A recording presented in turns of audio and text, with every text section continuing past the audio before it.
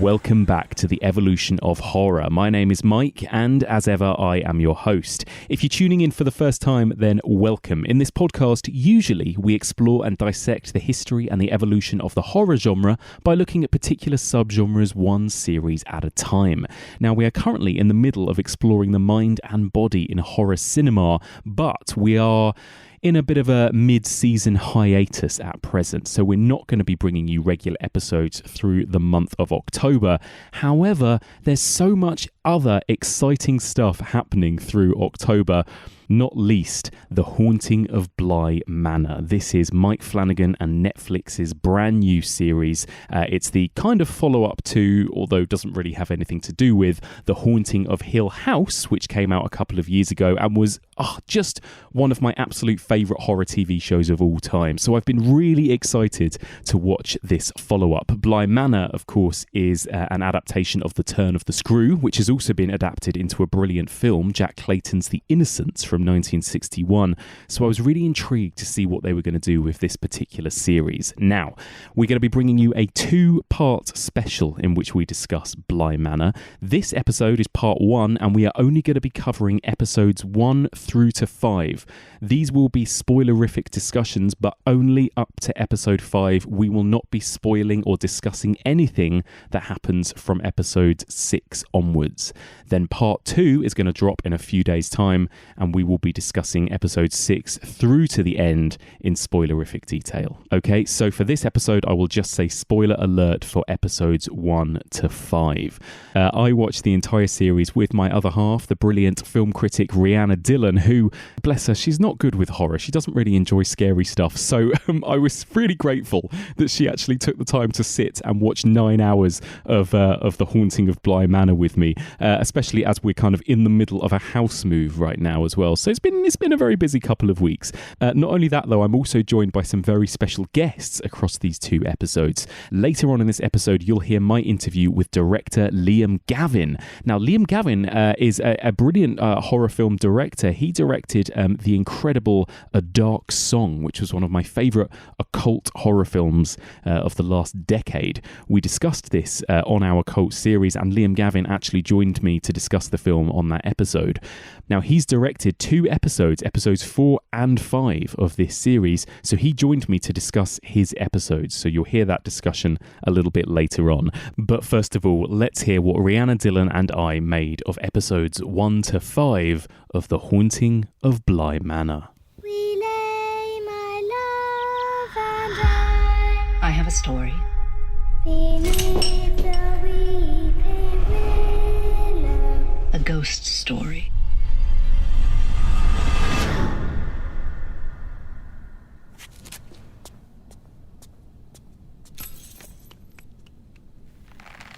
Singing, oh, willow, waily, by the tree that weeps with me.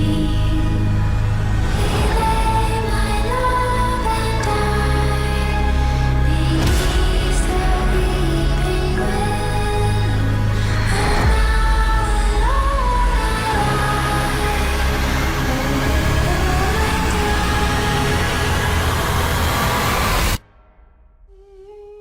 Rhianna Dhillon, hello. Hi. Hi. This is exciting. We're sat in our new pad right now. Yeah, this is literally the first thing that we've done in this house that's not been decorating the house. It's not been to do with the house. It's like the ritualistic. So now we've painted the walls, built the furniture. Now we are podcasting. And we're podcasting about a haunted house. Yes. Which is Pretty a little apt. bit. Yeah. Well, let's hope it's not.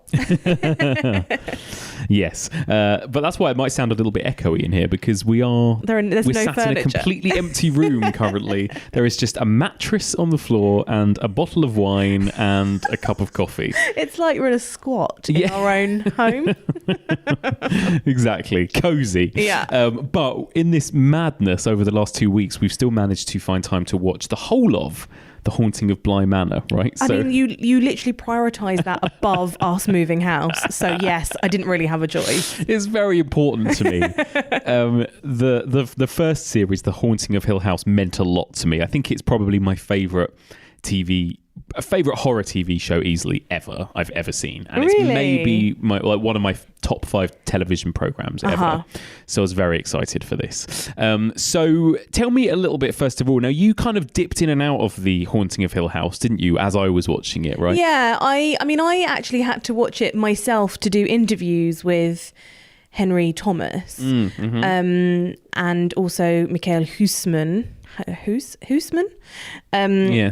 They were both lovely, and it was really lovely to watch the series, although I did find it quite frightening, and I think that's why I tended to dip out a bit more. But on the whole, I think I pretty much got most of it. I really liked the drug addict younger brother, who obviously comes up again in this series. As in the actor does, yes. Oliver Jackson Cohen. Yes. Also, indeed. the Invisible Man. Indeed, yeah. He's becoming quite the horror icon all of a sudden, Oliver Jackson Cohen, yeah. And yes, although we should say, obviously, not playing the same role. So this is an entirely new series, an entirely new story. It's kind of using that American Horror Story template, I guess, where Mike Flanagan has taken another classic ghost story and he's adapted it and expanded on it in the same way that he did The Haunting of Hill House. Because, of course, what was interesting about The Haunting of Hill House, which, to be fair, also really angered some people, is that really it had nothing to do with the novel Shirley Jackson's Haunting of Hill House. Like it used the bare bones and it kept a few character names and it kept the setting Hill House, but really it told an entirely new story set across 2 timelines about this family and 2 different generations, and it was like a really big... I loved it. I really loved love that idea of doing something, though, because I feel like if you're adapting something, you either have to do it so perfectly, so incredibly faithfully to the book, that because otherwise fans are going to complain and be upset. And I can understand that. I hate it when Jane Austen sort of derails sometimes. Yeah. I'm like, well, that's not how it goes. Or Harry Potter is the perfect example. Because as soon as you're a big fan of the books. Yes, and as soon as a character on screen doesn't look like or sound like or does what they do in the books, it's incredibly frustrating if you've lived and breathed the books. And I don't know how many people live and breathe Turn of the Screw or The Haunting of Hill House. I think more so The Haunting of Hill House, actually. Yeah. So I actually think it was quite a good idea to just sort of take the essence of it and make something completely your own. Yeah. I think that's a really good way of adapting something, because you're saying, I'm not even going to try and do what she did. That was perfect and that was great in book form, and now I'm going to make something entirely different in a different medium, but just as a sort of homage almost to that instead. Yeah, absolutely, I agree. And also, not only had it been done in the book so well, but also an adaptation had been done so well of The Haunting of Hill House. Oh, you mean The Haunting from 1999? Don't you make me... I'm not going to... Good old Owen Wilson. Don't make me storm out before we've even begun. I've got to say that was one of the earliest horror films I watched. Me too. Really? Yeah. And it terrified me. Yeah, I saw it at the cinema because it was a 12, and I remember being like, oh, it's a horror film I can actually go see because it was a 12. Well, because I'm a bit younger than you. Yeah. 18 months. I couldn't, but I did see it a couple of years afterwards on DVD or video. And I thought it was absolutely terrifying. And it wasn't until I got older that I realised just how awful it is. Yeah. But hilarious. It's a really good one to watch drunk. It is. But actually the original, I've shown you the original too, right? The old black and white one. Yeah. Lots of kind of rattling door handles, and but it's considered one of the all-time greats. The thing that annoys me about it was the constant inner monologue of the main character. Really got on my nerves after a while. And I actually prefer The Haunting of Hill House because, like you say, I like that he modernised it, he adapted it, he expanded it. Mike Flanagan's really good at doing that. You know, Doctor Sleep as well is something that he kind of used. Better than the original. He used, and of course Doctor Sleep is a Stephen King book too, so he did just adapt a Stephen King book, but he used enough of the Shining imagery and iconography, but also completely did his own thing. So I think he's quite good at that. So now we're here with The Haunting of Bly Manor. It's a little bit different in a few different ways. The Haunting of Hill House, Mike Flanagan directed the whole thing himself. He directed every single episode. So it was very authored by him. Whereas now he's the showrunner. I think he wrote a lot of it. It's all his idea, the story and his characters, but it's been directed by different people as well, different episodes, which is interesting. So a little bit different already. And this one is based on the book The Turn of the Screw, as you mentioned. So how familiar are you with The Turn of the Screw? Not at all. Never studied it throughout all the times I've done English. Or have you? Yes. Yeah. Oh, okay. Yeah, that's cool. We didn't do that many Gothic stories. The only one that I did study in detail was Dracula, and it's possibly the worst. It's like the thinnest novel, as in thin, as in crappiest, rather than thin novel-wise, yeah. So I wish we'd done The Turn of the Screw. So far in the 10 minutes we've been podcasting, you've said you hate Dracula and you said The Haunting from 1999 is the best adaptation and of that that book. Dr. Sleep is better than The Shining. Yeah. Yeah. Are you ever going to have me on again? No, that's it. That's it. Excellent. If there's anyone still listening to this, thanks for sticking with us. The Turn of the Screw is... like you said, it's a Gothic novel, and it is a classic kind of very British haunted house book. I think that's very important because I believe Shirley Jackson was American. The Haunting of Hill House is American, and it's a very American story. This is a very, very British story. We probably could get somebody like Adam Robinson, a ghost story expert, Adam Robinson, that would be able to tell us a bit more about the differences. There are a lot of key differences, I think, between British ghost stories and American ones. People like Edgar Allan Poe compared to people like M.R. James and that. Well, I guess the ghosts are just generally older in British ghost stories. There's a lot. It's older. It's sometimes slower. It's everything you'd expect, really. It's kind of less sexy than American. It's stuffier and everything else. But because of that, more psychological, more internal, more repressed, and that is the key to The Turn of the Screw.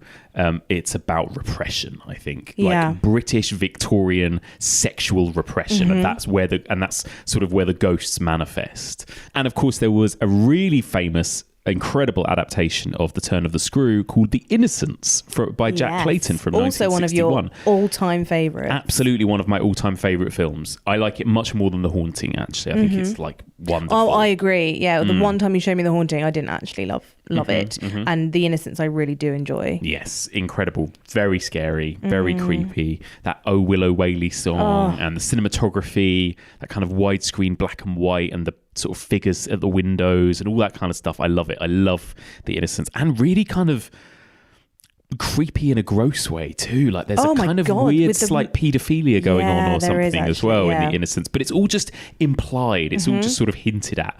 So anyway, that is the text that Mike Flanagan has taken on for Bly Manor, and as with before, he's kind of expanded it. He's turned it into a 9-episode extravaganza with loads of different characters and different plot threads, etc. So for this chat, we'll go into episodes 1 to 5. So we'll only talk up to episode 5, and then next time we'll talk about the rest of the series through to the ending. But before we get into any specifics, just tell me broadly your thoughts. What did you think of The Haunting of Bly Manor? I think I really liked it. Yeah. I think I did. There was a lot to love about this, and I was wary because of it being obviously a horror, because you were making me watch it. But it wasn't. I didn't find it that frightening, and it had frightening moments, and I wasn't expecting it to be quite so character driven, or for us to spend so much time with each character. And I liked that. I liked that we got to fall in love with different characters, and not the ones that I was expecting to either. And I liked that the supporting characters came to the fore a lot more, and they became like the stars of their own story, and that felt really important. I think on a I don't know, looking at episode 1, I'm like, they've got loads of people of colour, and it's not mentioned that they're people of colour, which is really brilliant. And I feel weird almost making a point of it, because it doesn't make a point of it. But also I think that this is the way, I don't know, it stands out that it's quite unusual. Yeah, especially in an adaptation of an extremely white story, It's very obviously, white. because it's like gothic and it's old and Yes. it's And also that there are queer storylines as Yeah. well. Again, like there is no homophobia in this, Mm-hmm. and you know it's set in different periods, obviously, but not like it feels incredibly modern in a really lovely way. Yes. I think also like some of the way that the characters are with each other was really easy and fun to watch. They felt like quite a fun group of people that you'd want to spend time with, which wasn't necessarily the case with The Haunting of Hill House. You know, they're all quite. But again, it's weird, isn't it? Because we're talking about a sort of a ghost story and it's something that's supposed to be quite frightening or dark. And actually, I did want to spend time with these characters. Yeah, and I did quite want to be in this house. It's got a beautiful kitchen. Yes. You know? Well, this was going to be my next big question for you. Bly Manor, you know, this is where we spend most of the series. Yeah. What do you think of it? Again, you know, Hill House was this very kind of like evil, malevolent house. I remember the dumb waiter.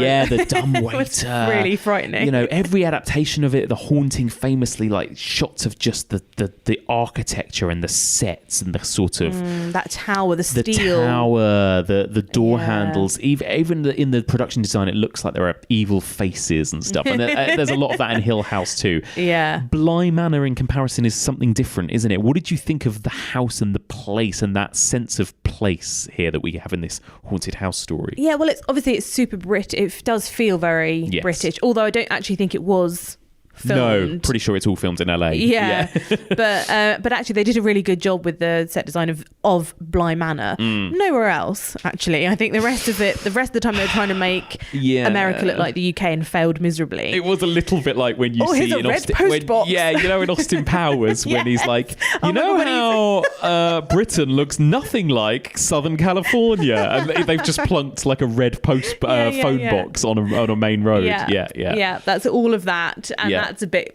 annoying as a Brit watching it, because you're like, really? Because it seems like they put quite a lot of money into it, but that all looked a bit cheap. Anyway, Bly didn't look cheap, and I loved the sense of place. I loved the grounds. I love that there's this lake very nearby, which obviously plays quite a large part in the story, Yes. as it does in the original, but for slightly different reasons here, I think.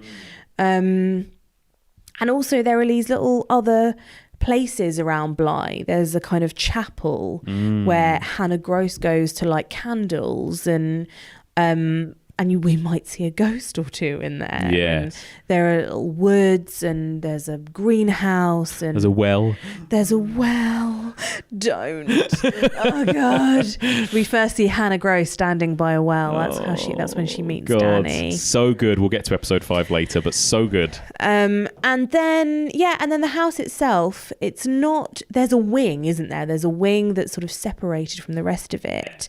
But otherwise, it's a lovely, massive. It's quite a warm space. Yeah, it is. That's what I Especially kept the thinking. kitchen. Yes, the kitchen. Like compared to The Haunting, I think what they've done is made much more of an effort to make this place feel.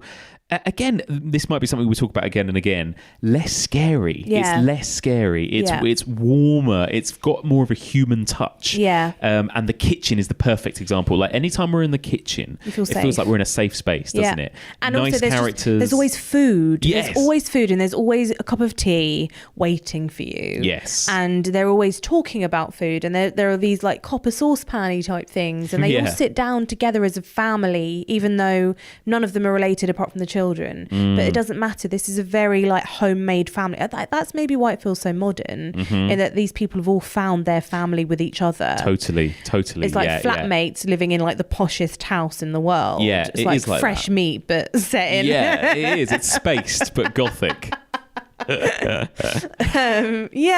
really like. Yeah, so the sense of place I really liked. I loved Bly.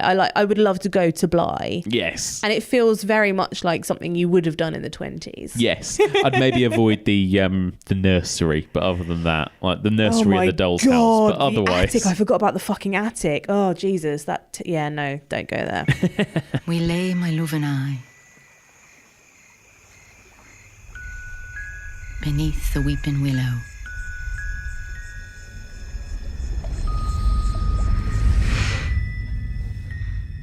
but now alone I lie and weep beside the tree, singing, "O willow waly."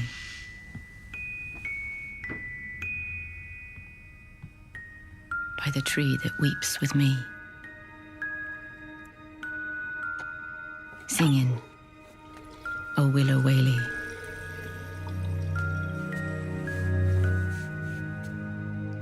Till my lover return to me. So as you say, Mike Flanagan uses the same actors that he uses in The Haunting of Hill House, and in completely different roles, obviously, in this. And sometimes that worked and sometimes that didn't. So this is very British, and everyone is supposed to be very, very British, apart from Danny, who is the au pair, who is very, very American. And so he also uses a lot of American actors to play British characters. And I think that was quite distracting from the get-go. But actually, the people that I really loved were the British actors who I hadn't seen working with Mike Flanagan before. Tania Miller, who plays Hannah Gross, the housekeeper, and Raoul Coley, who plays Owen, who's like the chef, the cook in the house. And these two characters, for me, were really like the heart of Bly Manor, because they live in the manor itself, and they are, I suppose, the most relatable characters. They're the ones that have like the least shit going down specifically for them. They're like the least haunted ones, I suppose. We'll come on to that a bit later on. But I think without them, I wouldn't have loved this, but because they were so brilliant, their characters and their acting and their chemistry with each other, that for me absolutely was the bloodline of this. And then of course you have like the creepy children. That always weirds me out, having creepy children around, and these are two of the creepiest and slightly weird and irritating and precocious, which of course they're supposed to be. But I don't think that was quite the case with The Haunting of Hill House. It didn't feel like those children were like unwatchably annoying. No. And for me, sometimes they were a little bit in this. But actually, I was really gripped for quite a lot of this series. And I really enjoyed that the horror wasn't like out and out horror, that the horror came from these little moments that you could like blink and miss. And sometimes I did, and you might catch something in the background or vice versa. And we'll suddenly go, did that just move? Is that a plague doctor in the background of this shot? Oh God, the plague doctor, yeah. And it was those moments that were really quite like magical, but like fearful magic, I suppose, but really clever. That the fact that it wasn't laid on too thick in that regard was really clever. I really liked that. And what did you think of just the whole thing overall as a story? You know, like, so this whole tale of this au pair coming to this house, these children potentially possessed or ghosts in this house, and the way the story sort of was told. What did you think? So there's this weird framing device where we have this character telling the story of Bly Manor to a group of guests at a wedding. It seems to be like a rehearsal dinner or the night of the wedding or something like that. And so the fact that she's sort of narrating it the whole way through is a little bit odd, because again, I think it's the accent thing. You've clearly got an American doing like a northern accent, which is a little bit jarring when you're just listening to her the whole time. Although she's actually got quite a nice voice, but it was just a bit like, why is this happening? Why is this being narrated in this way? And I know that sort of story within a story is huge in ghost stories. It's a very big... It's a British thing. Ghost story thing. Yeah, like M.R. James has to have about 8 different narrators in any single story. And sometimes that can get a little bit wearing because you just want to jump straight in, or you perhaps feel a bit more at arm's length or a little bit removed from the action when suddenly this voice comes in and it takes you out of what's going on. If they just kind of let us get on with watching and investing in the characters, I think it might have been a slightly smoother ride. Well, it's it's like you said, it's the classic British ghost story framing device, and it is the framing device of Turn of the Screw too. So it begins on Christmas Eve. They're always, again, British ghost stories at Christmas. They're always at Christmas, and it begins at Christmas Eve at the beginning of the book, and the narrator is told a story with a group of people by this person called Douglas, I think. And so they, Mike Flanagan has stayed true to that framing device. He's modernised it, of course, but he's tried to keep that in. And yeah, I think you're right. Like what they've done is, what Mike Flanagan has done is very lovingly tried to make it as much of a traditional British ghost story as he can, compared to The Haunting, which works in some ways and doesn't in others. I agree with you. I really enjoyed this. I was gripped. I loved it from beginning to end in some ways. Like every time one episode ended, I just wanted to watch the next one, right? I mean, I really, really was drawn into the story and the characters. But there were things about it that I didn't love as much as The Haunting of Hill House. It's not as perfect to me as The Haunting of Hill House, but then literally nothing else is. So I guess it was a high bar for me. I think you're right. I think the problem is that it's not made maybe by British people, and the accents were a bit wobbly, and that, unfortunately, that doesn't always bother me in films and TV shows. No, you're quite forgiving with that, and I never am. And in this, you were getting quite annoyed about it. So, some of it I think just because I so wanted to be drawn in to this, because I love it. It's, it ticks every single one of my boxes in theory. And so, like, it did great on me when I was noticing dodgy accents more than I was being engrossed in the story. Yes, I think. And I think sometimes you can forgive it if the actor is still brilliant, or if the story is still so gripping that you just forget about it. But I think the trouble with this is that sometimes it did make the actors, I've seen them be so much, like some of them, for example, like Henry Thomas, I have seen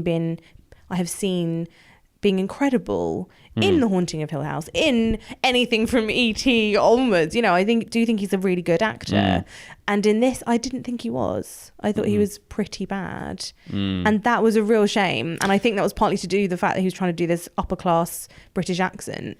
And it just, the whole sort of character just didn't suit him, because I think he's quite a warm, he comes across as quite warm a lot of the time. He's quite a warm person. He plays characters often that are quite sort of giving, and in this he plays someone very repressed. Yes. And I think he was genuinely struggling with that a little bit. It just didn't seem natural for him to do that. Yeah, and again, there is a weird tendency when, and I get it, but if you've got an American person playing British, there is a tendency to go bigger with your acting. Like, it happens a lot in people. And it's because of the great British tradition of theatre and acting, and this is an old Victorian Gothic text, and I think there must just have been a natural want to just go a little bit more theatrical with some of these performances. Yeah. And they are more theatrical, particularly Henry Thomas. Yeah, I agree. And not all of them, though, because like you said, a couple of the actors of the who played some of the other supporting roles, like Hannah Gross and Owen the cook, were much more natural and much more modern in their performance, and less sort of Victorian or something. And they both are British actors. So it's definitely, I get what you mean. It's a bit of a jarring mix of performance styles sometimes, I think, isn't it? But I do love what you just said about the different eras. I really felt like we were going through eras. Yes. All the way through with the performances. So we should say, sorry, just before you say that this obviously isn't set in the 1800s. This is modernised-ish. So it essentially takes place, I believe the framing device is now, right? Yeah. And she's telling a story of what happened, say, 30 years ago. So the majority of the story, the sort of flashback, takes place in the 1980s. So again, we've got Gothic mansions, but we've got like leg warmers, and and so it's again quite a strange mix, isn't it, of eras. Yeah. And even within that, there's also a flashback episode where they go back even further, maybe like 100 years or 200 or however long before that. So we run this huge spectrum. But even in just like the sort of the 80s, let's call that sort of present day as it is, because that's where the majority of the story takes place. And in that sort of present day story, there are like 6 or 7 actors who we see all the time, and they all do feel like they're just from slightly different decades. Yeah. And that's all to do with the way that they dress, the way they talk, the way that they talk to each other, and just like their ease with each other as well. But there was something about that was kind of uncanny, and it kind of threw me a little bit, and I really liked it. Yeah. I really liked that we didn't know immediately that this was necessarily going to be the 80s all the way through. It kind of felt like a little time capsule. Totally. Well, I think that... But for different people, you know? They all kind of brought their own little time bubble to this. I think there's something really deliberate in what they're doing, actually, with that, like you say, there is something timeless about it. And I think we maybe won't spoil this too much, because there's a lot maybe more to be said in the second half of the season. But there is quite a lot to do with time and time passing and memories and people being stuck in time and loops and whatever else. And so I think that there is that all links in, doesn't it, with what this program really is about, and the fact that Bly Manor is kind of exists in its own time almost from the rest of the world. Everything looks so different in there to everywhere else we go. It's like the Endless. Yeah. There is something of that, I think. Yeah, exactly. In its own little blob. Exactly. Yeah. So all of that's really interesting. So we're introduced to our main character, who is the au pair, the governess in the original, in The Innocents. Everyone might remember her, played by Deborah Carr, and she's very, very clipped English, very posh, very well-to-do, polite, prim woman. Here she's played by Victoria Pedretti, much younger, cooler, blonde, American, much more modern, much more 80s, right? She's very, very 80s compared to, like we said, the way that all these characters look like they belong in different eras. She very much is of the 80s. She's got like the dungarees, the shorts, the kind of pastel t-shirts. Yeah, exactly. The big hair. And so she doesn't have the fake English accent. She is the American coming over, getting this job with these children. What did you think of her, Danny, as a character? Danny Clayton, indeed. Nice little nod there to Jack Clayton. So Danny Clayton, what did you think of her, and what did you think of Victoria Pedretti's performance? So I knew Victoria Pedretti from You, the series, the TV, the really naff. Terrible, trashy series. I mean, if series 1 was bad, series 2 was even worse, and series 2 was one that she starred in, playing a character called Love. So I was already predisposed to not like her. and that was maybe I was a bit unfair. It sort of coloured my view of her a little bit. And actually, I think she did a really good job with her character.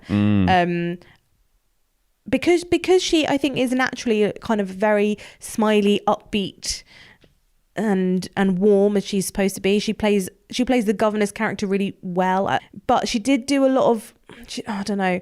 I think the trouble with a series like this is that you see repetitions a lot more than you would in a film. With horror, and you see people's kind of screamy faces or frightened faces, or a lot more than you might normally, because it's not often we get long-running horror series. I think and it wasn't just with her character, but it just felt a little bit repetitive the whole way through. It kind of hit the same notes quite a few times, and I kind of felt like we got it. Like, we got her character quite quickly, and the same with all of them, but it felt like we had to keep. Oh, see, I loved Danny. Thought she was brilliant. One of my favourite characters in it. She's great, but this is kind of what I mean. I don't think it's her. I think it's just the series in general that. Right. I think it was maybe overstretched a little bit. So Danny is introduced as having some kind of trauma, and everywhere she goes, she sees this man in the reflection of a mirror, wearing glasses with kind of bright eyes shining through glasses or something. And they look like steampunk, don't they? Yeah, exactly. And do you remember Sin City? Do you remember Elijah Wood's character in Sin City? Yeah, that's what it kept reminding me of. She is herself haunted by her past, and this is something that is new. This wasn't in the original. There's nothing wrong with the governess that we knew of like this. She is traumatized in some way. Everywhere she goes, she has to cover the mirrors, and you're right, like, she has a lot of freakouts, doesn't she? She has a lot of that trauma sort of comes out that that post-traumatic stress, I suppose. Yeah, comes out. she has panic attacks. Exactly, panic attacks. And, and every time she sees a mirror, we know what's coming, and inevitably it does come. And that's not her character, that's the story. And there's a moment in, I think, episode 1 where the children, the little shits, lock her in a cupboard. And she has a proper freak out. But actually, I think the children again are set up to be a bit weird and a bit creepy, but actually they really like her and they get on really well with her from the very beginning. So there is a bit of a Mary Poppins vibe with her, isn't there? Yeah, well, definitely. Well, let's talk about Miles and Flora then, because these are like, in the novel, they are the point. They are the mystery, really. It's like, what's going on with these children? Are they possessed by the spirits of these sexually active ghosts that are kind of corrupting these children's innocence? Right, yeah. Or are they just children that are just little shits that are going through puberty, that are discovering things about themselves and about the world, particularly Miles? Is he growing into being a man? Is he... Yeah, there's a lot of stuff that is sort of suggested, and you don't know necessarily in the innocence as well whether this is psychological or whether this is supernatural. And of course that carries through to this, doesn't it? We've got these two children and they seem to be kind of quite sweet and polite a lot of the time, and then other times they lock Danny in the cupboard, or they will have these strange moments where they'll behave very strangely, or they'll say strange things, particularly Miles. We have that, I think, episode 2 or 3 where we get a bit of Miles's backstory at his boarding school. Yeah. Kills a pidge. Kills Pidge the pigeon, and generally seems like a bit of a wrong 'un. But he seems so disturbed, but actually he's so sweet really with Flora the whole time, isn't he? We don't ever really see him being horrible to her. No. That much. No. And I think from the very beginning, because he's so like that, you think, well, the first person that he would be horrible to would be his younger, more vulnerable sister. So the fact that we never see that actually makes me like him a lot more than a lot of, those kids, those sorts of ages who would not naturally kind of bully younger kids. So from the off, I kind of could watch Miles a lot more than I could watch Flora. So what was your beef with Flora? Flora has picked up a habit from Mrs. Jessel, who we meet a bit later on, the previous governess, where she says perfectly splendid every other sentence, if not every sentence. It really is perfectly splendid to meet you. Miles! She's here! She's here! And she's even prettier than I imagined. This is her! Hi, Miles. So pleased to meet you, my lady. Oh, well, what a gentleman. Perfectly splendid every time in the same intonation, and so it makes me really angry. That's the trouble with this. I think it overplays its hand all the time. So you thought it wasn't subtle enough? No, it's not subtle.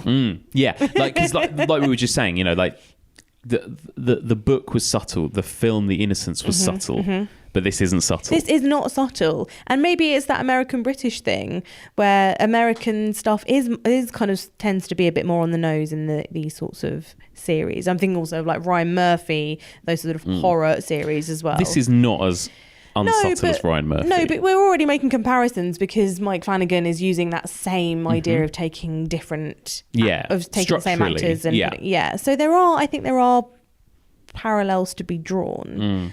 But... yeah, so there are elements the whole way through, like the repetitiveness with all of the characters, which does get on my nerves, hands down. Miles doesn't have quite that same tick, but he does talk in a very upper class way, which for a child is very bizarre. It does feel like he's from The Innocents as opposed to the 80s kid that he actually is. Yeah, well, especially the episode when we go to his boarding school, it really feels like we're back in time, big time there, doesn't it? Like not in the 80s. No. It's a really strange thing. Yeah, and of course, he does act older than he is, and that's part of the mystery. And I think her repeating those phrases is also part of the mystery. Again, is she possessed? I think that's what we're supposed to think with all of those weird, uncanny phrases that they keep coming out of their mouths and stuff. But I like it when they might say it like once or twice in an episode, and you're like, "Oh, weird." That's whereas you stop noticing it as a unusual thing or something to want to know more about. You just want it to stop. Okay. What about then the horror itself? Like, it's a horror show.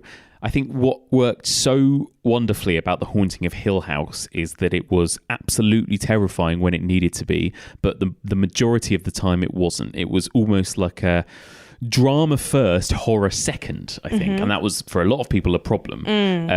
But I think it's the only way that, like you talked about, it's a long form serialized horror TV show. That's not something you get often. Most horror TV shows are anthologies, or they're one-offs, or they're shorter, or if they are long, they're crap. Like Ryan Murphy's shows. So the Haunting of Hill House was the first ever for me, like a 10-hour horror film that actually worked, because structurally it knew when to take some downtime and when to focus on characters and emotional arcs and story and mystery and other elements, that it wasn't trying to throw jump scares at you every 5 minutes, which just gets exhausting. For 10 hours. You can't sustain that kind of level of fear. So it's kind of low-key fear, I suppose. How do you think that held up here? As we mentioned, we've got different directors. I think episode 1 to 5, I think only one was directed by Mike Flanagan, the first one. All the rest directed by different people. But how do you think the kind of the pacing of the horror was handled in this? Like I said at the beginning, I think I really liked the way that horror comes out in this, because that is possibly the only thing that is more subtle than anything else. Perhaps to its detriment from your perspective, or from this podcast's perspective, where you might really want the horror elements to be played up. But I liked that I could just sit and watch it as a character drama. And so many of them go on these arcs, and we find out all of this backstory as each episode goes on. And some of their backstories are very... like, the horror can come from quite unusual places. Sometimes it might be a character that has had quite an awful past, or difficult upbringing or whatever. Sometimes it will be a horror that is one person doing something awful to another person, or some horrendous accident, or there are these like quite human horror elements, just based of stuff that happens in life. And then you have these ghosts that are always in the background that are haunting. That they are the haunting. They're haunting us. They're haunting the characters. The characters seem quite unaware of it. You also have like these little dolls. Flora has this doll house, which is very like Hereditary-esque. And she makes these little figurines out of all of the people in the house, all the people she knows. And that in itself is quite fucking terrifying, isn't it? Because the faceless ones are really creepy. Ones are horrible, and she moves them about, and there's one that or does she move them about? Oh, don't. Or do they move themselves? And there's one that she like puts under a chest of drawers, and then Danny tries to take it out and put it back, and she gets really freaked out and she has to put it back under the chest of drawers. It's not allowed to be with all the other ones. And there's something about those tiny little dolls that freaks. Oh God, having children is going to be awful, isn't it? Having a doll's house is going to be also just creepy. Children are creepy, particularly in this. What did you think of what I know it's difficult to say now because you've seen it all through to the end, but can you cast your mind back to the first half of the series and what you thought was going on here? I know you've seen The Innocents, but did you think that Flora and Miles were possessed? Were they evil? Were they out to get Danny? Were they trying to help her? I never thought they were trying to get Danny. I always thought they were trying to help her. And like when they lock her in a cupboard, I think even then I thought that they were trying to help her. Yeah, okay. At the very beginning. And I didn't think they were possessed particularly either, because they still behaved ish like children, I suppose. I don't know. I think if they were being possessed from the outset, it would have been much more obvious. They would have been. It would have been signposted a lot more. Yeah. Because they like to signpost everything. And I'm not saying that we could predict everything that was going to happen. Not at all, because it wasn't all predictable. But just with things like that, I think they do tend to be more signs that this is happening.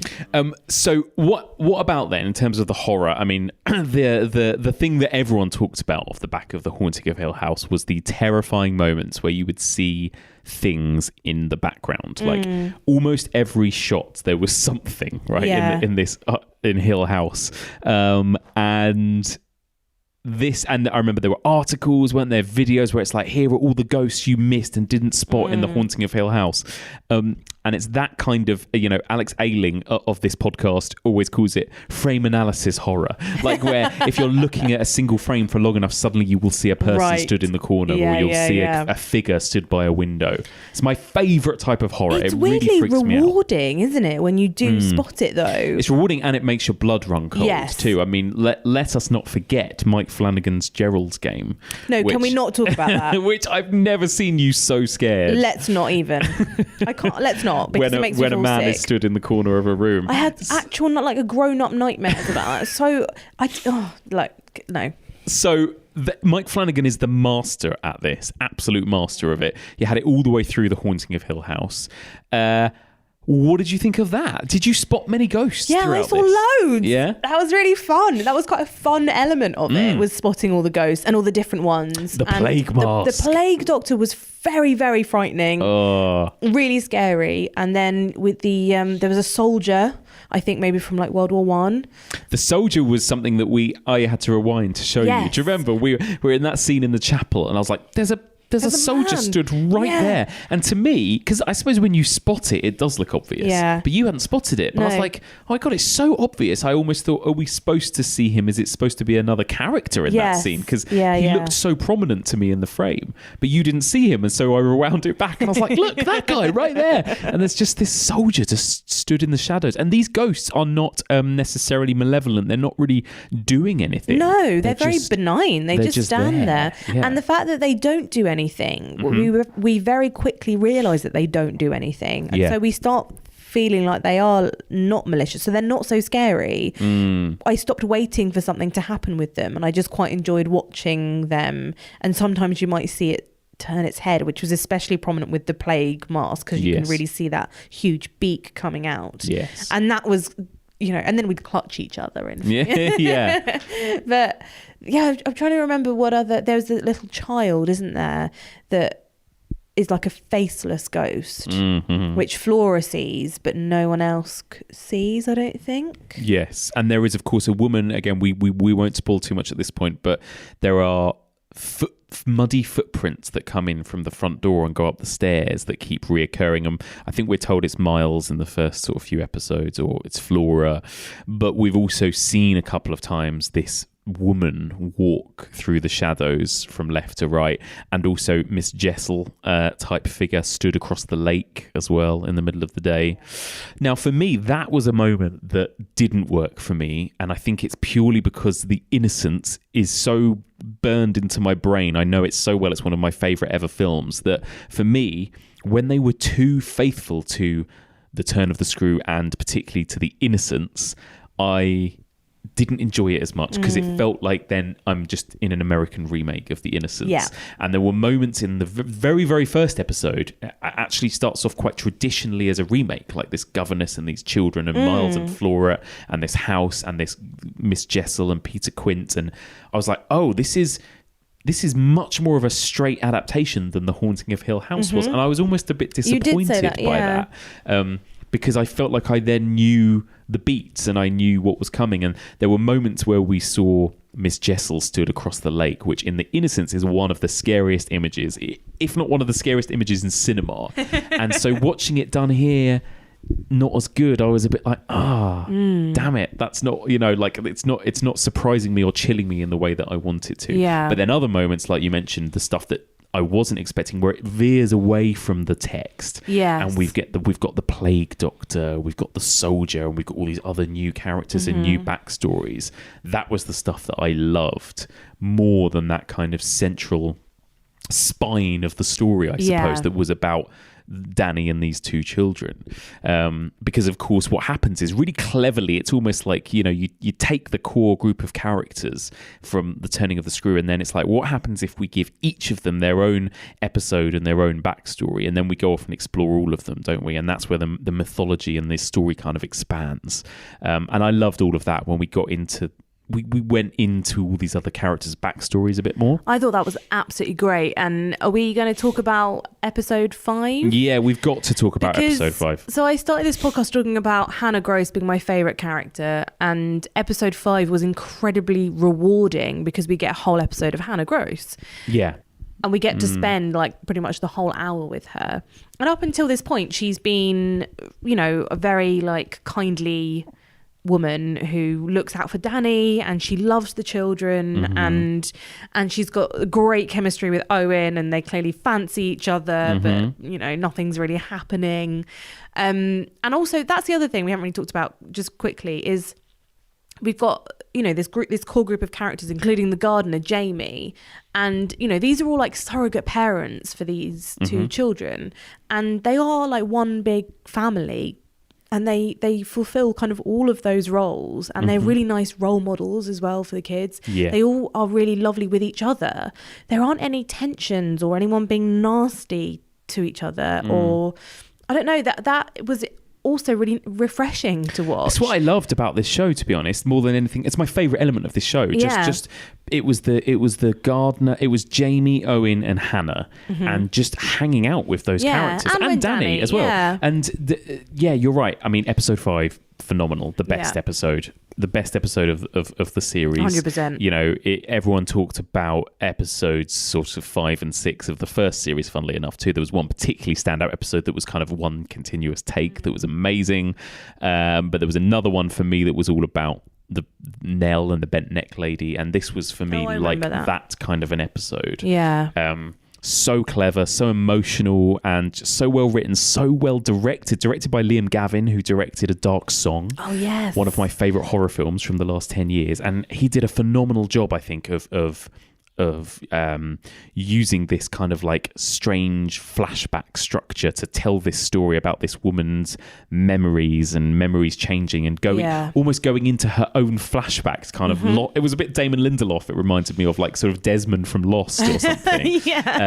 Kind of realizing that she had jumped back in time, or she'd jumped into a memory by accident, and reliving the same moments over and over again. And also having other people, like she has a conversation with Owen again and again, and then when she realizes it's not real, and she says this isn't real, and he's like, nope, but we've got to do it, so here we go. And again, it's like that loop thing, like the endless thing, where they just have to get on with the memory that they're in, because that's how they play out until she gets distracted or is pulled away by something else, or another memory, or real life, whatever. And that whole episode it was rewarding, but it was also the most devastating thing, and it still makes me well up thinking about it, because I'm so in love with the character of Hannah, and just as a general nice, but we don't see enough nice people on TV. I really don't think that enough is given to decent, lovely people that don't have any sort of malicious intent, or because when we see Peter Quint, obviously he's the villain of the piece, but again, we see that way too quickly. We don't need to know how nasty he is so quickly. We should have been allowed to fall in love with him. But with Hannah, we are allowed to fall in love with her, and which means that we are so sort of engaged with her that when we find out what happens to her and what has already happened to her way before we even met her, that is the most kind of gut-wrenching, saddest point of this whole series. And we find out that she's actually dead at the bottom of a well, pushed in there by Miles. Or Peter Quint. Yeah. And it just broke me. It's making me want to cry now. It's such a good episode, because it expands on this character, expands on the mythology of Bly Manor, because we're not really sure at this point, like, what their kind of ghost mythology is, Yes. I suppose, like We're what it never means to told be a at that ghost, point. what it means to be dead, and there's strange things about Hannah. Hannah Gross is an amazing character in this, like you said already, but she, you know, in the original, she was this kind of supporting role. She was this very, you know, in The Innocents, she's this very stereotypical maid, a bit simple, and is just like very good with the children, and is like, oh no, milady, you know, like just very like that kind of character.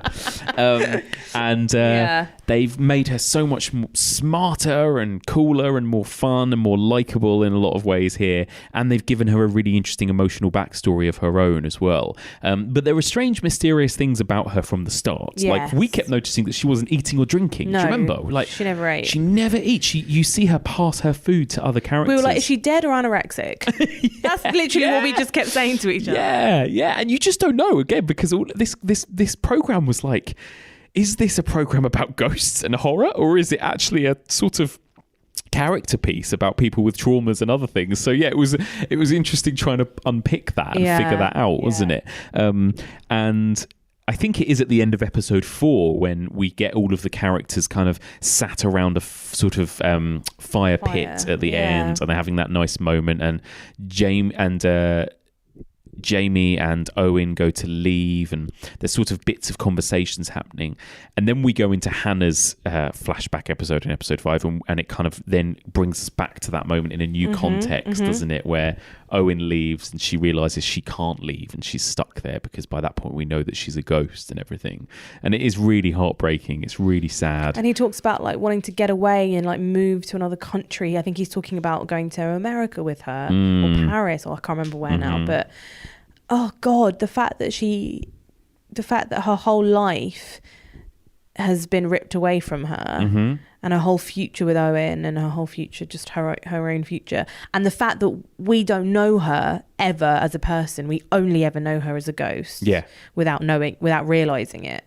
I don't know why that's so affecting, but it really is, because we've only ever seen her as this slightly fragmented, damaged person, which makes me think, so what would she have been as a whole sort of soul, I suppose? Yeah, totally. And I think, you know, the ghost aspect of this program, of this series, again, it might be a problem for some people, for some horror fans, is it's just not as frightening. It's not. It's much more emotional. I think the ghosts and it's the difference in the novels too. I think that the house in Shirley Jackson's The Haunting is evil, and a lot of the presences there are evil. They are the house, really, and there's something much more sad and complicated, I think, with the ghosts here, and it's this idea of memories of people sort of lingering, isn't it, more than anything else, and memories of feelings, I think, like love. I mean, I think, you know, if you were to call the first series The Haunting of Hill House basically a family drama, this is a love story ultimately, right? Especially when we get into the latter half of the series and we talk about how it ends. But the fact that it's being told at a wedding. It's being told at a wedding, exactly. It's being told at a wedding, and of course, we have. We'll talk about that, and then we'll finish. But we'll talk about that. There's the ghosts of this couple who were in love, Peter Quint and Miss Jessel, and there, like you said, there are these kind of will they, won't they couples in it, like Hannah and Owen, and also Danny and Jamie to a point too. There's some sexual chemistry there and everything. So it's all about the romances and everything in this, isn't it? And again, it's much more kind of it's very schmaltzy. Like it doesn't at all hide away from the fact that is essentially the driving force behind it. And there is this feeling that these ghosts are like lingering emotions or lingering feelings, you know, whether it's love or sex or passion or anger. It's like the house is Inside Out. It's like the mind from the Disney film Inside Out. With all of the different pockets of emotions kind of bobbling around in there. Exactly. And you get the feeling that these ghosts are haunting the place because there's this like this repressed sexual or romantic energy, right, that's been kind of squashed in some way. You know, all of that's really interesting. Again, it means that there's less fright. Nasty, malevolent horror too. Almost there's less threat, isn't there? I think because the characters don't seem frightened of external things very often. They seem worried about something, but they themselves can't really put their fingers on it. But it never seems to be that they're looking over their shoulder because of a ghost. Yes. Which kind of, that's the whole point of ghost stories, right? Normally, you're sort of thinking that you're being watched the whole time. There's a dangerous presence. Yeah. Whereas, like we said with Danny, she's frightened of her past, of this thing that she keeps seeing in the mirror, and she knows that that's not an external. She knows that that is not from the house, so she's not frightened of the house. Yes. And the same with Hannah, and Owen doesn't seem to be frightened of anything really. Yeah. And the same with the children as well. Like they sort of know a bit more what's going on. So because they're not necessarily frightened all the time about these ghosts, which often children might be, you know, they might pick up on it. They're actually quite open to these ghosts being there. What's the matter? I'm very cross with you. Miss Clayton, come see what I found. You left your room last night, even though you promised you wouldn't. Miss Clayton! How do you know that? You've got to stay in your room. Come and see. Why? So she doesn't see you. Who? The lady. What lady? The lady in the lake. Flora. I think also there is just this, like, again, it's that repression, isn't it? But there is this feeling of, like, again, it's very British, but all of these characters do have stuff going on. Owen with his mum, who we kind of learn a little bit about, is ill or has dementia. Hannah has got stuff going on, clearly. Jamie has got something going on, potentially. Danny has, obviously, as we know, has got this trauma. Yes. The children are hiding stuff. Everyone has got stuff going on, but nobody's talking about it. They're all being super polite and drinking tea and basically talking about tea and cake. Literally talking about tea and cakes most of the time. That is all they do. And so, again, so different to the sort of high drama of arguing siblings and the sort of red-blooded American characters in the Hill House series that were much more kind of drama on the surface. And it was like drugs and all this other stuff. This is much more like everyone is just like keeping everything in. Yes. And although it's funny when Danny suspects that Peter Quint is sort of lurking around in the grounds of the house, she like runs out with a poker. Yes. She's just like, right, I'm going to deal with this. And a policeman is just like, oh no. Yeah. And just like, he was like, I'll do a sweep. I'll drive around in my car and then I'll drive off. Exactly. Like she is like the hot-headed American coming in. And it's all very deliberate, I think, isn't it? Yeah. It's really funny. That sort of stuff's really fun. And they make so many jokes about how she can't make tea and everything as well. There's a lot of that. And the other thing about that kind of, that going back to the Hannah episode, is this idea of repeating and going through things over and over again. I think also links into the idea of the British ghost story and stories being told over and over and over again. And slightly changing each time. Changing. I think that's the point of the old British ghost story tradition, and I think that's what M.R. James does in a lot of his, and it builds that kind of, it does distance you from the story, but it also makes it even more impenetrable in a way that can make it more frightening, because everything is even more undefinable or indescribable in a way, because it's been told by like, oh, I've got a friend of a friend of a friend who saw this figure in this mirror or whatever. I think there's something of that to Bly Manor too, that the way in which stories repeat themselves and people's memories repeat themselves and lives repeat themselves. And again, this is definitely something we'll talk about with episode 8 in the second half, but this idea of like the same thing being repeated over and over and over again, all of that definitely sort of plays into it. And you can tell that Mike Flanagan is like, I think he's thought really hard about the sort of subtext and how this story is playing out and what it's doing. Again, whether or not it works on the surface just as much of an entertaining sort of thrilling horror show as series 1. It's not as thrilling. There are definitely elements that are, and there are episodes or parts of episodes that we were genuinely like, oh my God, or like staring at each other in shock, or like I said, clutching each other. But also, like, there is a lot of crying. Like, a lot more emotional attachment to these characters. I suppose because we have longer to fall in love with them or not. We can't count on the past. I mean, we think we have it trapped in our memories, but memories fade. We could fade at any time. Paris. Say it with me. Hannah grows in Paris. What would I do in Paris? I don't know. Eat croissants and drink good wine. And live, Hannah. Live.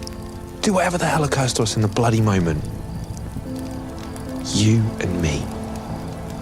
While we still can. Yes. Yes, Owen, I will go to Paris with you. Yes. Yes. I'll call you later. No, wait. No. I know the road. It's fine. Wait. Please. It's all good. Christ, the state of you.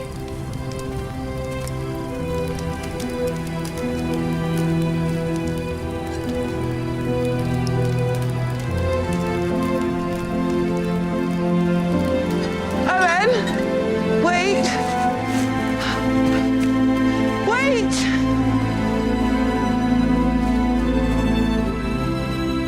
Wait!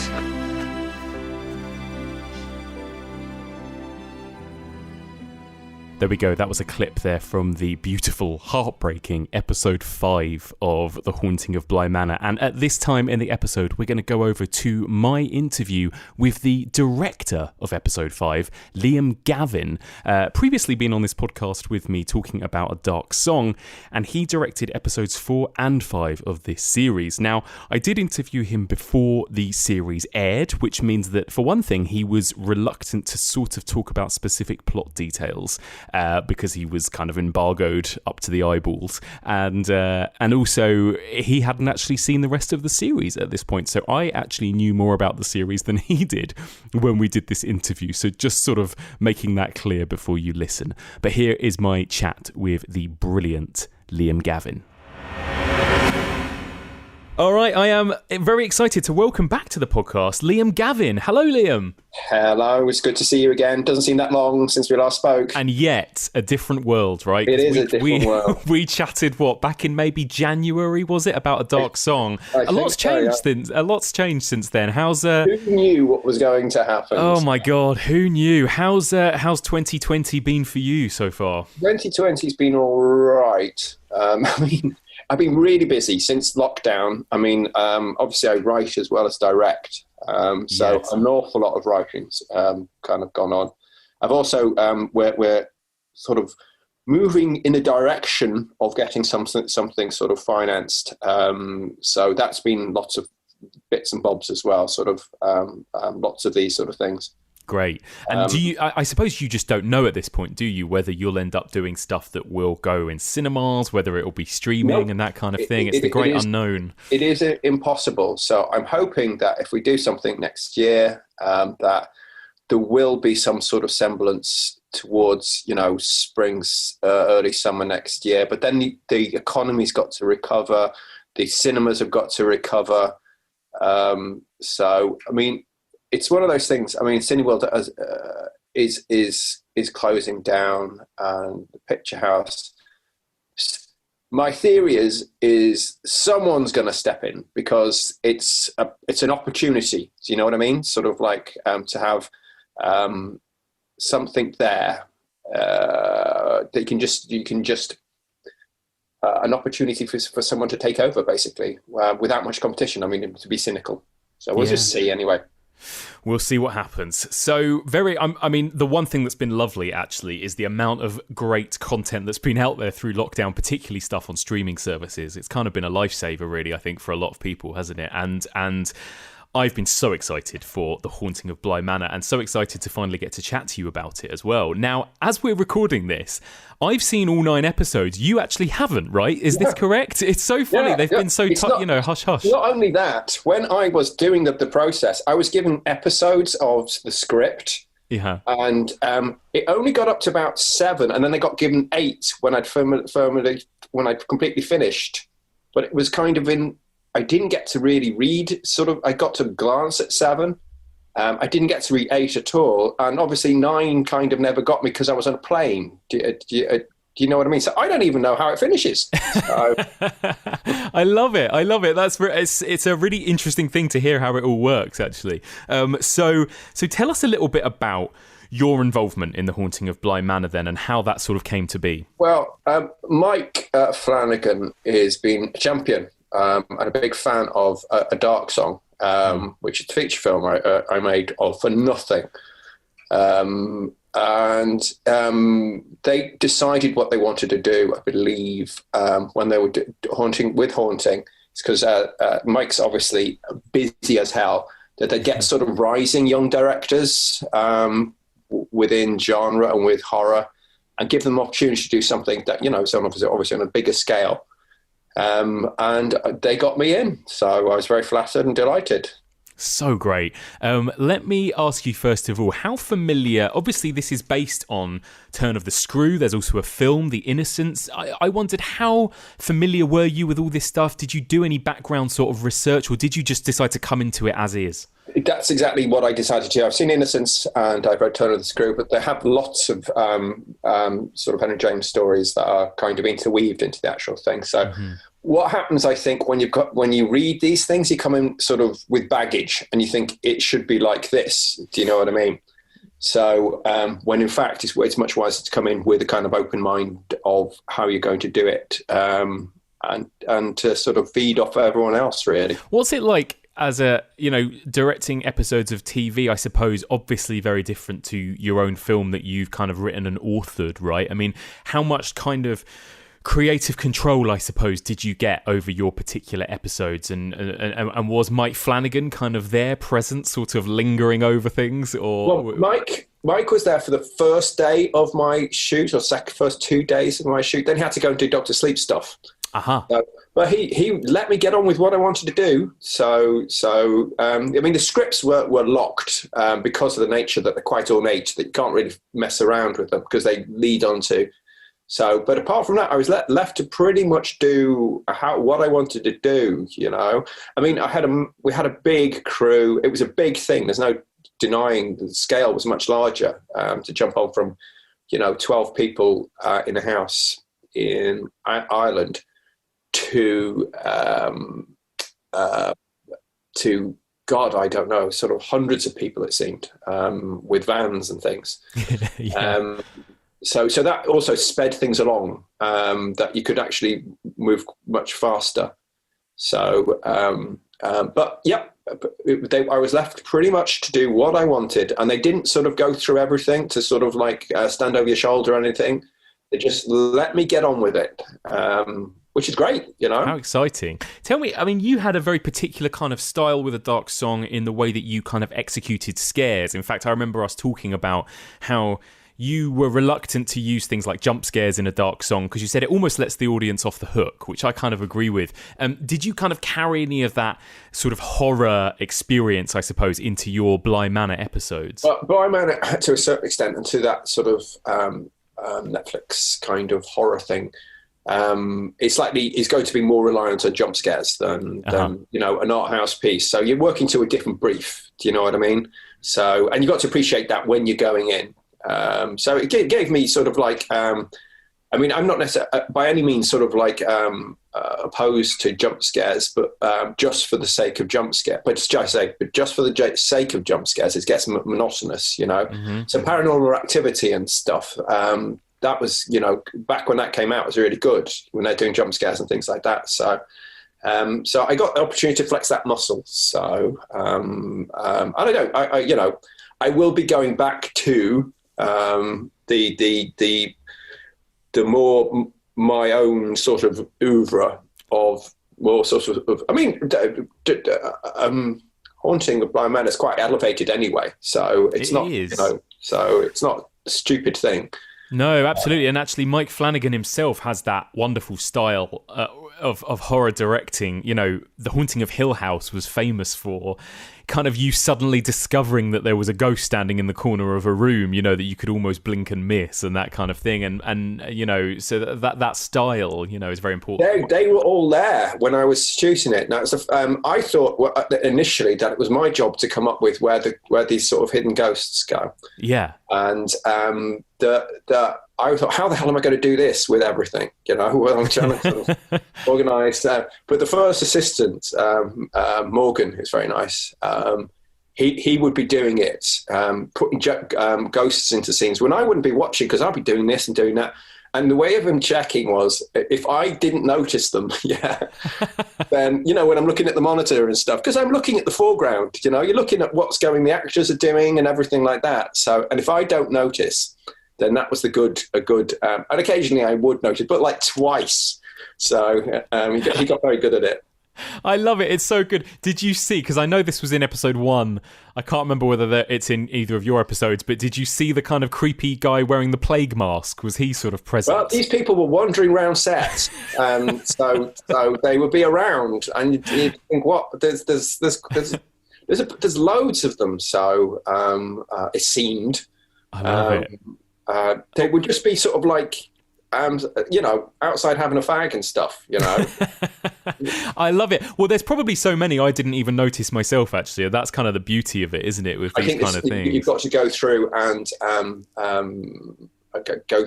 I'd have to do it myself, So as I said, I had no clue at any stage that there were ghosts.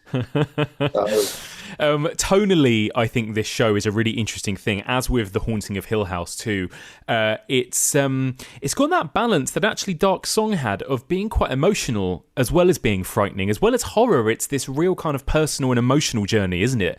Particularly episodes 4 and 5, I would say, but the characters of Danny and then Hannah and what they go through.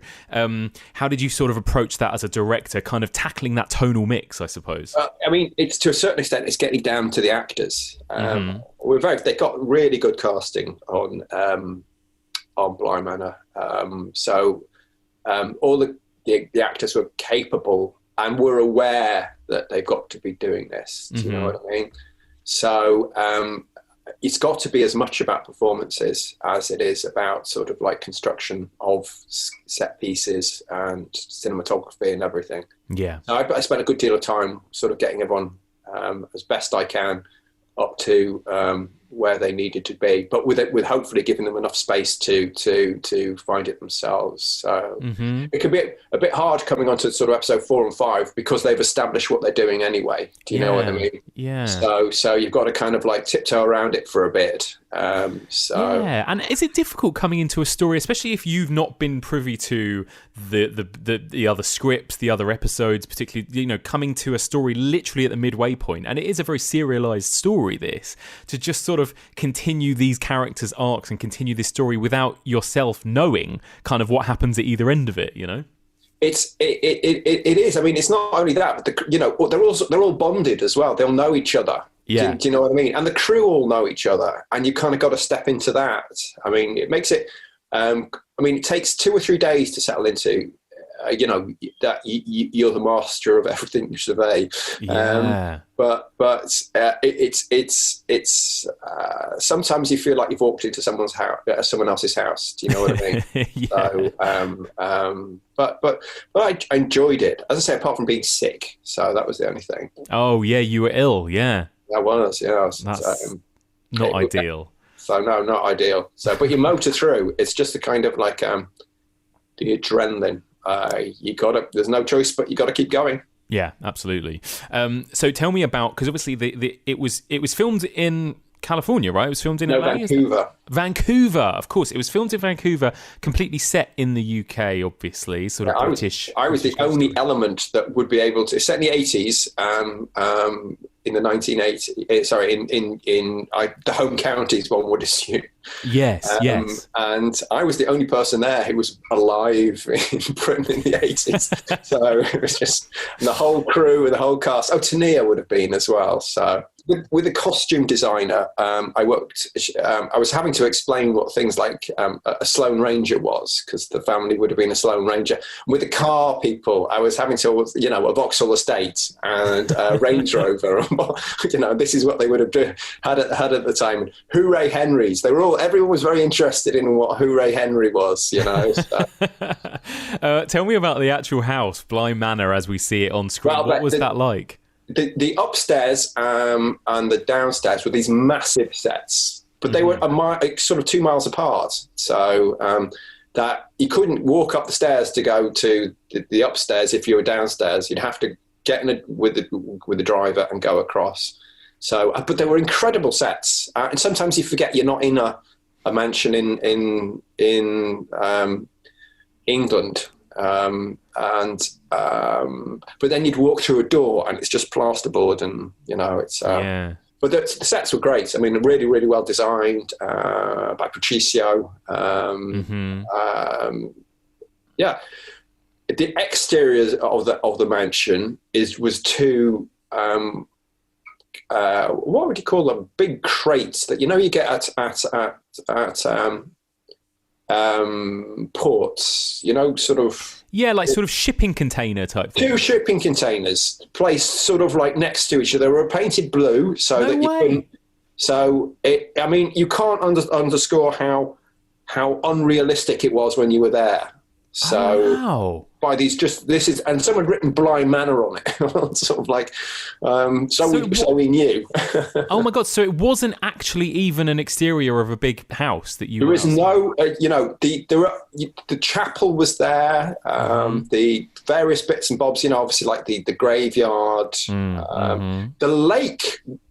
The lake did exist. We made a lake.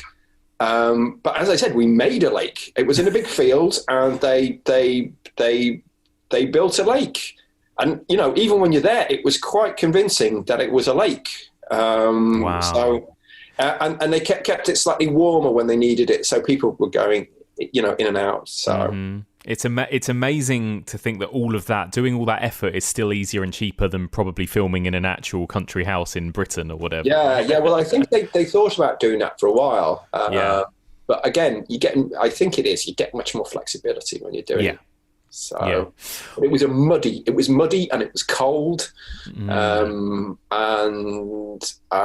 part of the field was flooded and stuff that you never see. So, and it was November, December time as well. So wow, yeah. So it's no wonder you got a bit ill. I mean, yeah, I suppose, right? Tell me about working with. I mean, such a big part of this story are the children too, Miles and Flora. What was that like for you, kind of as a director, working with child actors in these kind of circumstances? Well, one thing I had going for me was that I'm from here, and so are they. So we have the British Irish thing, I suppose. So we could talk about things that the American elements and the Canadian elements of the crew, cast and crew, couldn't, Yeah. So Emily had been on EastEnders, so she's very she's quite experienced. She's done quite a lot. And Benjamin was he's done lots of things as well. So, and they're very sort of efficient. They are very, very good at sort of like acting. They tend to hit their marks first time. And the first assistant, again, Morgan used to joke that they'd always be the first to arrive when there'd been a call. Yeah, and he goes, why is it the ones with the littlest legs are always here first? Oh, I love it. The most professional, yeah. Is it interesting? I mean, I'm always interested in knowing how you direct children in horror and more adult content, I suppose. I mean, I don't know whether this necessarily relies on your episodes, but how you approach that. I was concerned that, are they going to be frightened by things? Yeah. But they had been sort of acclimatized very early on. They'd been told about this, been told about that, and they never blinked at anything. Do you know what I mean? So they weren't frightened, even though, if there was a big sort of person walking by or a ghost or something like that, they wouldn't even look up. So they knew it was all make believe. So, and they'd get there when they needed to. So which shows a certain amount of chops, if you know. Tell me about episode 5. I mean, I know you're probably reluctant to talk too much about some of this stuff, but people listening will have seen it. But episode 5 was my personal favourite episode of the whole series. I think it's absolutely wonderful. It's been getting good reviews, so it's really, really something. Tell me a little bit about, again, it's a strange episode in terms of the timelines, the narrative, kind of the way it's structured. this strange kind of repetition that we get and all of that. Just tell me a little bit about how you sort of approached episode 5. Well, it was in many ways a sort of really good, if you just sort of step back from it a second and think of it in terms of like, what am I learning here? And in terms of transitions from, one place to another place to, in a second and in a heartbeat, that stands me in good stead for the rest of my life, I figure. So because you had to figure these things out. I storyboard everything, but I spent a great deal of time sort of working out looking from left to right to go to this place. We arrive here, stepping from night into day and various things like that. How that's done and how you motivate that. So I spent a good deal of time on that, and I feel slightly sorry for Tania on it, because sometimes we were going just and look down and look up and look to your left. And then catching it up sort of like 2 days later. Remember when you looked down? Can you remember what that was like?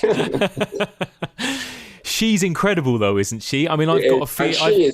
She is a lovely person. Lovely person. She's absolutely sort of like nothing ever fazed her and everything. Like, and she keeps it all subtle. She's not someone who's kind of like straining to reach things. She had the confidence to keep it sort of low and to keep it sort of like subtle and from the heart. Do you know what I mean?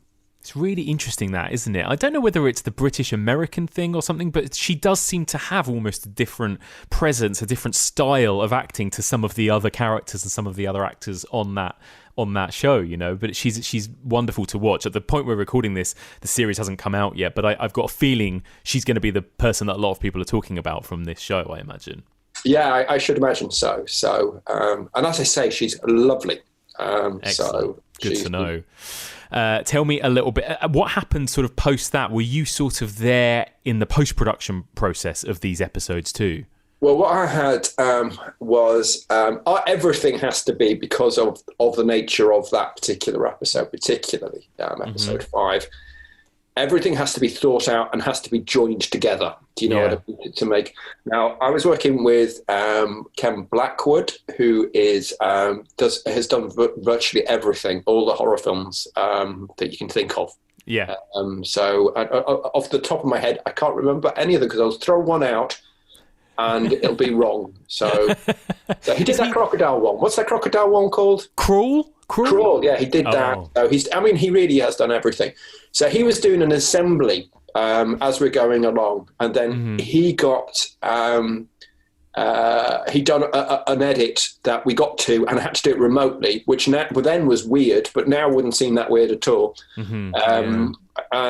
So we did, but he had kind of picked up exactly what my cues were. Do you know what I mean? So it was really quite good first time round, both episodes. So we did some editing where I'm telling him to don't do this, do that, or to a screen. But he did a great job. So I'm very pleased with it. I think he was very pleased with what turned out. He emailed me yesterday. I've got to get back to him. So. Oh, really?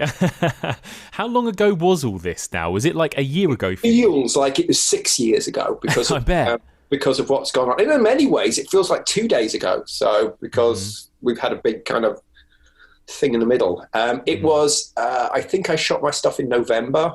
Right. So I was back for December the 14th or something like that. So, and I think I saw you just after Christmas. Yeah, that's right. Yeah. So wow. I was still recovering. So. Yeah, that's right. Very cool. So are you going to be watching along with everyone else then when it drops? I guess I'm going to have to. So you need to know what happens, right? I do need to know what happens. Yeah. Did you go back and revisit any of the Haunting of Hill House before tackling this, or again did you kind of keep yourself sort of? I kept myself sort of clean of all that. So you see, I had my DP.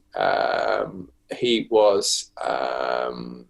I leaned on him as well, so to make sure that to get continuity of what'd gone before the first 2 or 3 episodes. So that was quite.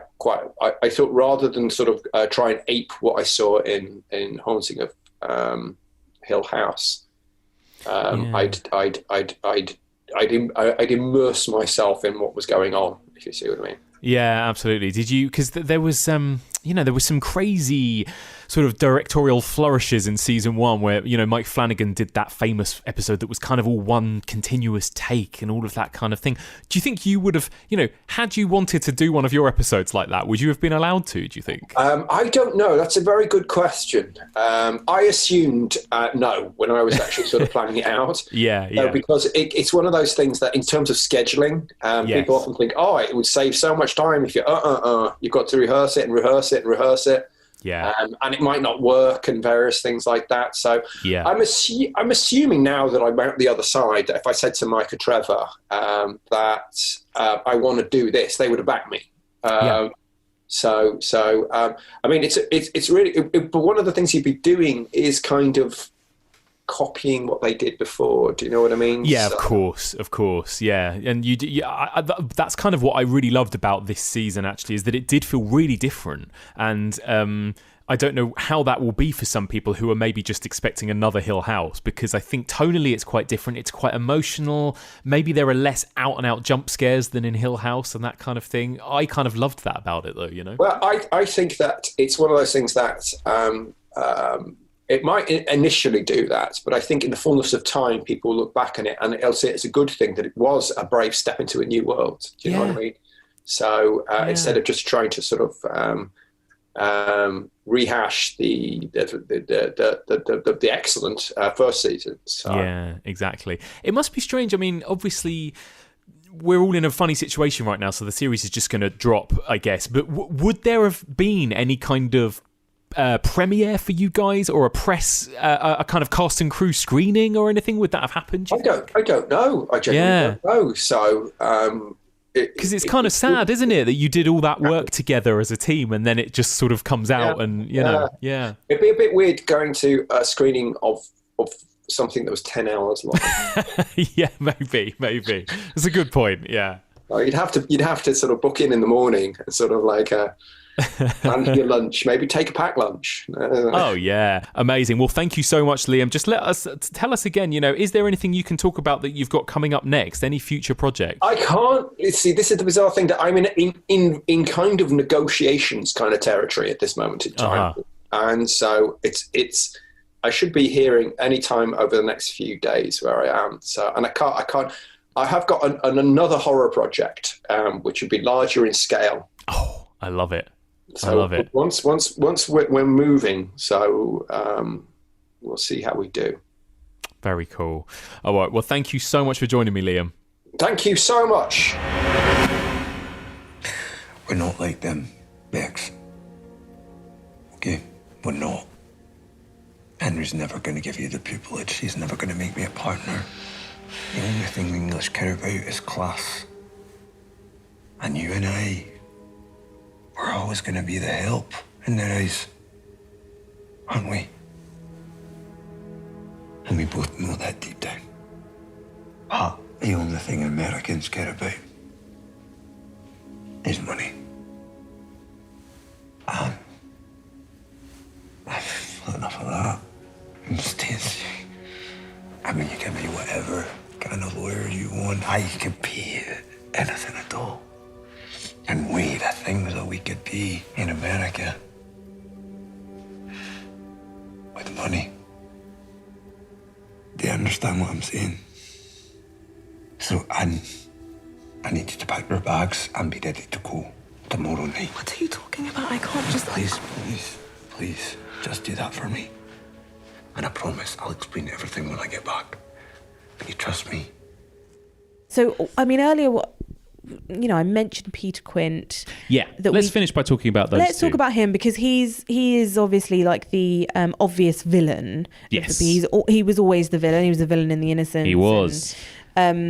And in this, he's played by Oliver Jackson Cohen, who is very handsome. He's very charismatic. He's playing a Scot. But I was quite intrigued for his character because he seems quite likable from the off. He's definitely got something about him where he doesn't let people off the hook easily, which we see with when he interviews Mrs. Jessel. So he is Henry's driver, isn't he?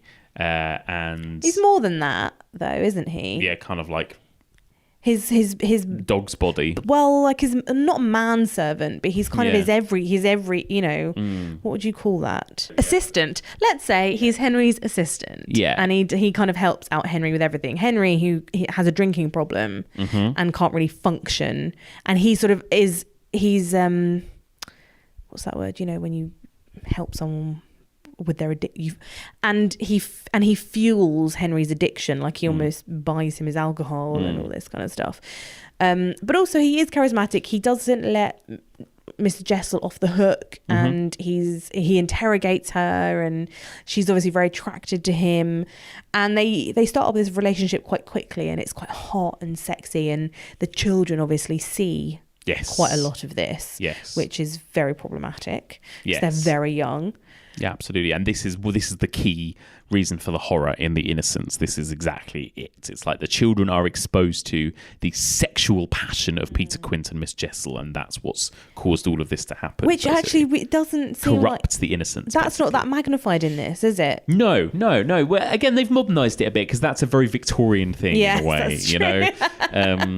But then, so my problem with Peter Quint's character is that we see too quickly that he's an arsehole, because he immediately, I think Owen gives Rebecca Jessel something to eat, or just like, oh, can you taste this, which he does all the time to everybody, like off the spoon, and see what you think. And she slightly reluctantly does, and then Peter Quint sees this and reacts really angrily, and you know, grabs her and is really possessive and controlling.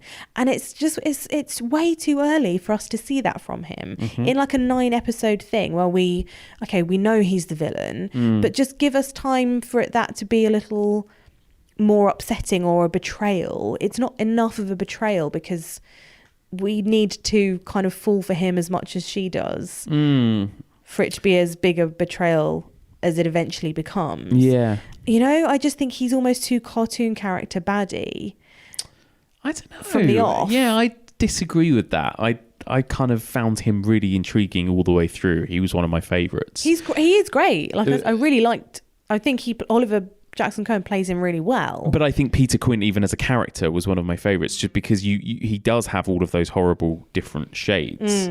And I think they do, of course, yes, they established that early. But I didn't think that was a problem that they established that early. It's like, yeah, he's charming. Yep, he's friendly when he wants to be. Yep, he's an arsehole when he wants to be.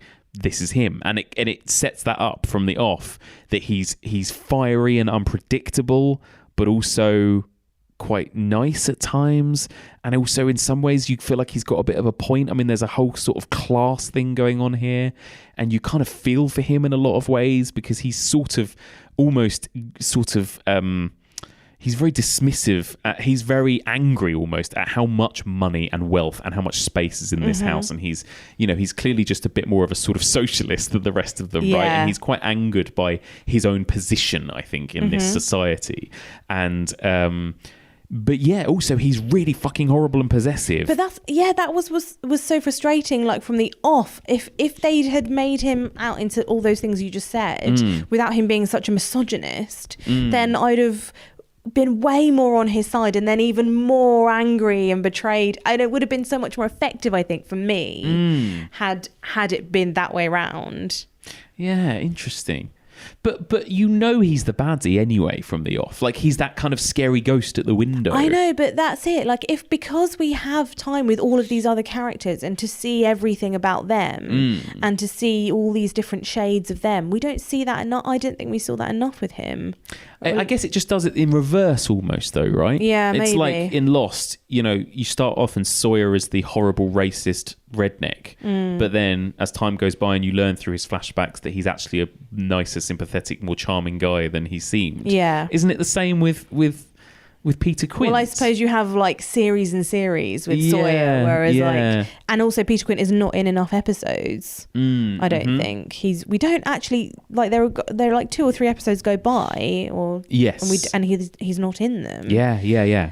Yeah, again, it's the way that the series expands. It's not just about Peter Quint anymore as this kind of baddie. Clearly, there's something else, something bigger or older, that's worse than Peter Quint. Yeah. And again, it's been expanded on. But yeah, you're right. They do have to cram a lot of conflicting characteristics into Peter Quint quite quickly. And that is... I think all the others got a bit more time, and perhaps we just saw too much of him too quickly. I'd just like to spend a bit more time on that initial introduction. Because he is, again, of course, you don't really ever see him in The Innocents. You see him as a face at the window, and that's it, and never again. No. You hear everything through Hannah Gross, who tells the au pair about him, and she says, "Oh yeah, he was, horribly she would describe him as really handsome, really charming, but also, a devil, and possessive and angry. He had a temper, and he was fiery and passionate, and all of those things.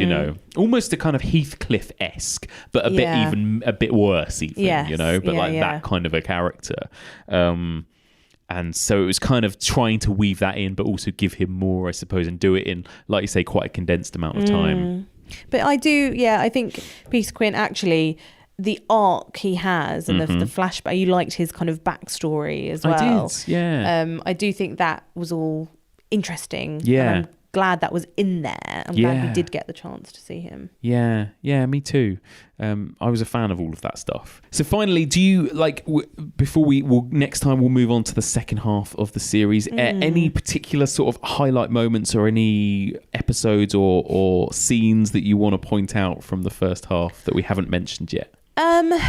We've sort of mentioned all of this.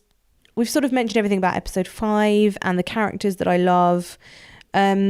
I do love this little undercurrent of sexual tension that we have with Jamie and Danny. Yes. I think that's quite fun and a bit, lighter as well. Jamie's a good character, isn't she? We haven't really talked about Jamie. Yeah, she's fun because she's kind of that... She's quite grumpy, and we don't really find much out about her initially. She keeps her cards quite close to her chest, but she's got a sparkle. Also, she doesn't take any shit from the kids, and they kind of get away with quite a bit, really, don't they? And I like that she's not so enamored with them as the others are. No, totally, yeah. Because I think maybe she's more on Peter Quint's side on that kind of, they're spoiled, they've had too much too young and that sort of stuff. But is actually just a much more decent person. Yeah. Also, she's outdoorsy. She kind of takes on some of the characteristics, because Peter Quint is a bit of a dandy. Yeah. And he's not the gardener. No. She is. And so there is something, she is much more down to earth, if we want to take that, take that metaphor very literally. She is all about flowers and plants, and she gets furious when she sees that Miles has cut some roses. Yeah. Things like that. Because, I think she's a really interesting character and really well played by Amelia Eve. And I liked that she was Northern as well, because we have a lot of Southern accents, and this is actually a true Northern accent, or it sounds more like it than the American doing a Northern accent. So funeral starts at 4. Owen said we should get there early. Okay. It's quite a dress. Yeah, it's the only thing I had in black. I hate it. It does look a bit like you're trying to scandalise the village. Can't say I fault the general principle. Yeah, I just don't want to let Owen down. He won't mind. Honestly, you don't have to go if you don't want to. Really? He said as much. It's pretty clear. Okay, yeah. That's a relief, actually. I had a funeral in my own life not so long ago. And I feel like this is, Hey, Poppins. It's your day off. I promise. I don't need you to be my date to Owen's mum's funeral. It's weird, isn't it? I mean, we talked at the beginning about how the characters feel like they all belong in different eras. Owen feels very modern. He talks like a character in 2020, whereas the children sound like they're in, Victorian times. Danny feels very, very 80s American. to me, Jamie kind of feels 90s. There's something, maybe it's the Manchester accent. I don't know. There's something about her that feels quite 90s, but I love that energy that she brings. And I just love this group of characters. And what we're getting here in this first 5 episodes is we're getting time to fall in love with all of these characters, aren't we? That's the thing. We're becoming emotionally invested in each of these people and the sort of growing romances and relationships that are happening between them. So, of course, we've talked about Hannah and Owen and the devastating kind of revelation about Hannah in episode 5. And I think we're gearing up for potentially more revelations like that to do with Jamie and Danny and all of these other characters that we're getting to know so well. So it's all very, very intriguing, and I already cannot wait to talk about the final 4 episodes.